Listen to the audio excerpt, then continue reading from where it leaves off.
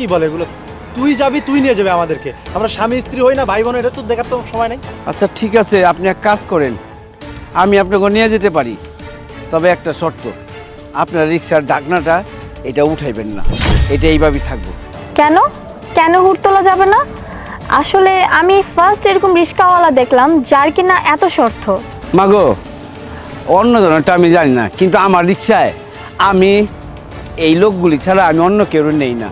দুনিয়ার অবস্থা তো বেশি ভালো না, নানান বেহায়পানা, সেই কারণে আমার রিক্সা আমি নেই না। আপনারা অন্য রিক্সা দেন। মানে কি, আমি রিক্সায় উঠে হুট তুলবো না কি করবো সেটা আমার ইচ্ছা, তোকে বলে দিতে হবে? তুই যাবি, চল। আপনি অন্য রিক্সা দেন, আমি আমার রিক্সা নিব না আপনারে। অন্য রিক্সা দেখবো না।